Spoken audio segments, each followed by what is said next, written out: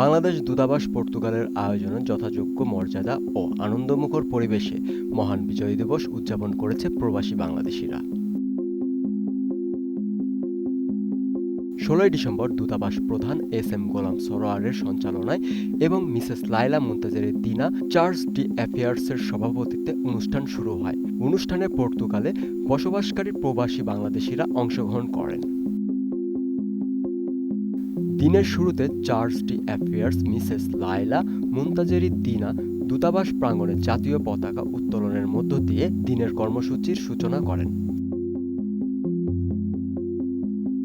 বিজয় দিবসের আলোচনার পাশাপাশি সাংস্কৃতিক অনুষ্ঠানে দেশাত্মবোধক গানের নৃত্য পরিবেশন ও কবিতা আবৃত্তি করেন পর্তুগালের বসবাসরত প্রবাসী বাংলাদেশিরা।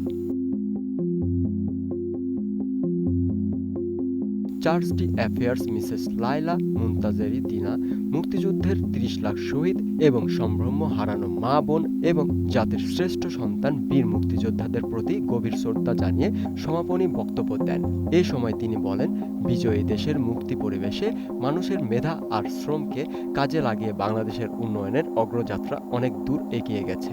নতুন বাংলাদেশ জাতিকে আলোর পথে এগিয়ে নিতে কাজ করছে। সম্ভ্রম হারানো মা বোন সহ এদেশের আপামর জনসাধারণ যাদের ত্যাগ ও তিতিক্ষার ফসল আজকের আমাদের স্বাধীন বাংলাদেশ ভূখণ্ড। দূতাবাসের আয়োজনে আলোচনা সভায় মহান বিজয় দিবসের গুরুত্ব ও তাৎপর্য নিয়ে পর্তুগালে বসবাসরত বিভিন্ন শ্রেণীর পেশার মানুষ, রাজনীতিবিদ ও ব্যবসায়ীরা আলোচনা সভায় অংশগ্রহণ করেন।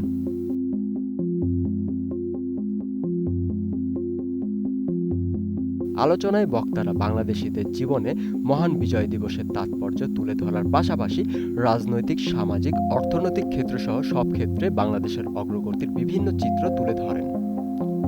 ডেস্ক রিপোর্ট, ২১শে টেলিভিশন।